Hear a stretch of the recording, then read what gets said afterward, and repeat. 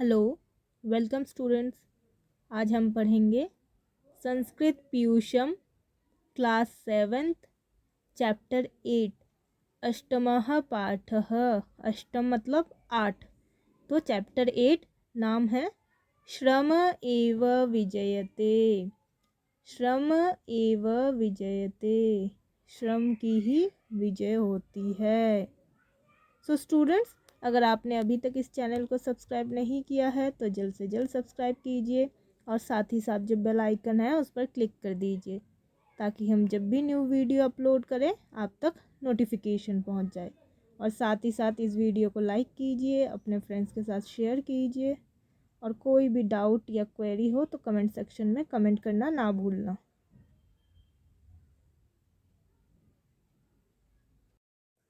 अमेरिकादेशे एकस्मिन् स्थाने सैनिकानाम् आवासाय निर्माणकार्यं प्रचलत् आसीत्। अमेरिका देशे अर्थात अमेरिका में एकस्मिन् स्थाने एक स्थान पर मतलब किसी एक जगह पर सैनिकानाम आवासाय सैनिकों के आवास के लिए, सैनिकों के रहने के लिए निर्माण कार्यम प्रचलद आसीत, निर्माण कार्य चल रहा था। मीन्स सैनिक जहाँ भी रहेंगे वो रेसिडेंशियल एरिया उनके लिए वो बनाया जा रहा था।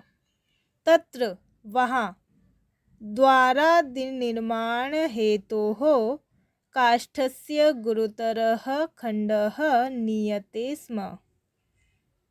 द्वार आदि, द्वारादि अर्थात द्वार आदि, दरवाज़ा आदि, डोर इत्यादि बनाए जाने के लिए काष्ठ मतलब लकड़ी, लकड़ी के भारी लट्ठे लाए जा रहे थे। मीन्स पीसेस, लकड़ी के अलग अलग टुकड़े लाए जा रहे थे। किसके लिए? दरवाज़ा बनाने के लिए।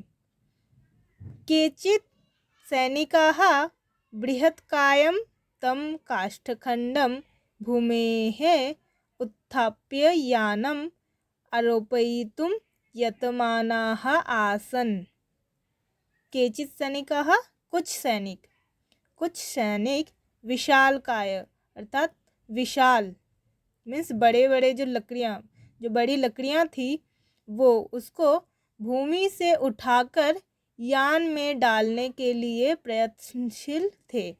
मतलब गाड़ी से ले जाना था तो उसी गाड़ी में, अब पता नहीं लॉरी ट्रक जिसमें भी, उसमें डालने के लिए वो ले जाने की कोशिश कर रहे थे। प्रयत्नशील थे मतलब ले जाने की कोशिश कर रहे थे। किंतु काष्ठस्य अति भारत्वात् बहुप्रत्यये अपि ते अक्षमा अभवन्। किंतु परंतु बट लकड़ी के, उस काष्ठ के बहुत भारी होने के कारण बहुत यत्न करने पर भी वह सफल नहीं हो रहे थे। मतलब बार बार वो उठाने की कोशिश तो कर रहे थे लेकिन वो उस गाड़ी तक नहीं पहुंचा पा रहे थे। क्यों? क्योंकि लकड़ियां भारी थी। उसके बाद आगे देखिए, तेषां सैनिकानां एकः नायकः अपि आसीत् य दूरत एव अधिकबलप्रयोगाय तान् प्रेरयति स्म। तेषां सैनिकानां, उन सैनिकों का एक नायक भी था। अपि मीन्स भी, तो एकः नायकः, एक नायक भी था। मीन्स उन सैनिकों का एक लीडर भी था।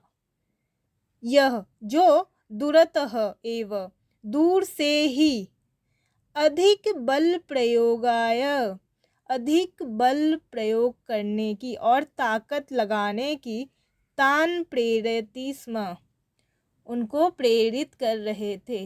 मीन्स उनको और उत्साहित कर रहे थे, मोटिवेट कर रहे थे कि वो और थोड़ी कोशिश करे जिससे कि वो उन लकड़ियों को उस गाड़ी तक पहुंचा सके।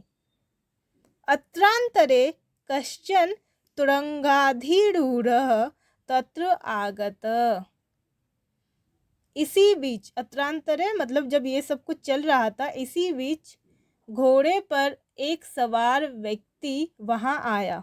यहाँ पे जो तुरंग यूज़ किया गया है वो घोड़े के लिए यूज़ किया गया है, हॉर्स पर, मतलब हॉर्स राइड करते हुए वहाँ कोई एक व्यक्ति आया। सभारवहने अक्षमान् सैनिकान् विलोकयन् नायकम अवदत्। सह मतलब वह कौन, जो घोड़े पर अभी आया था। तो वो जो आया था उसने क्या किया, भार उठाने में अक्षम सैनिकों को देखकर नायक से कहा, विलोकयन मतलब देखकर, किम पश्यति भवान, कि आप क्या देख रहे हो, अहम एतेषाम अधिकारी अस्मि, आप देख क्या रहे हो, मैं इनका अधिकारी हूँ, मतलब हेड हूँ। कथम एतैः सह कार्यं कुर्याम, कि इनके साथ कैसे काम नहीं कर रहे हैं, मतलब कैसे आप साथ नहीं दे रहे हैं। तत्कथनं श्रुत्वा सह अश्वसादी अश्वाद अवतरत। यह कहते हुए वह कौन, जो घोड़े पर आया था, वो जो घुड़सवारी था, अश्वसादी अर्थात घुड़सवारी, वो घोड़े से नीचे उतरता है, मतलब नीचे उतरा। निजम कोट परिधानम च अवतार्य भूमौ न्यदधात, और अपनी उस कोट को उतार कर, जो उसने कोट पहना हुआ था, उस कोट आदि वस्त्र को उतार कर भूमि पर रख दिया। ततः असौ काष्ठखण्डस्य उन्नयने सैनिकैः साकं बलसाहाय्यम् अकरोत्, और उसके बाद जब उसने जो कोट वगैरह पहन रखी थी वो सब कुछ उतार कर रख दिया, उसके बाद वो उधर आकर सैनिकों के साथ बल की सहायता से, मीन्स अपने ताकत के अनुसार वो सैनिकों की मदद करने लगा। काष्ठखण्डः याने आरोपितः अभवत्, और जो भी लकड़ियों के टुकड़े जो भी थे वो सब कुछ यान में डाल दिया गया, मीन्स उस गाड़ी में चढ़ा दिया गया। सर्वे तस्य सहयोगम प्रशंसन, मीन्स उसके उस सहयोग से सभी उसकी प्रशंसा करने लगे। नायकः अपि धन्यवादम वितीर्णवान, और जो नायक था, जो उनका लीडर था, उसने भी उसका धन्यवाद किया। तदनु स आगंतुकः पुनः अश्वम आरुह्य नायकम अभाषत, और उसके बाद वह आगंतुक जो आया हुआ था घुड़सवारी, वह फिर से अपने घोड़े पर, यहाँ पे देखिए नीचे अश्व का यूज़ किया गया है और ऊपर तुरंग का यूज़ किया गया है, दोनों का ही मतलब होता है घोड़ा, हॉर्स।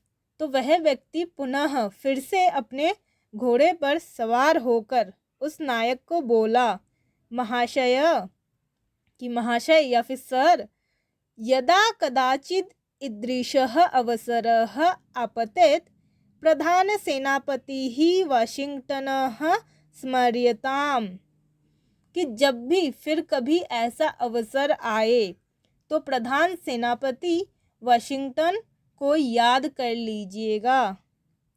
स पुनरपि आगमिष्यति, और वह दोबारा उपस्थित हो जाएगा। स्वसेनापतिं वाशिंगटनम अभिजानम स नायकः लज्जितो भूत्वा क्षमाम अयाचत। जब उसने कहा कि वो वाशिंगटन है, सेनापति वाशिंगटन है, तो अपने महान सेनापति का परिचय पाते ही वह नायक जो लीडर था वह लज्जित हो गया, और लज्जितो भूत्वा लज्जित होकर क्षमाम अयाचत, और क्षमा मांगने लगा, माफ़ी मांगने लगा।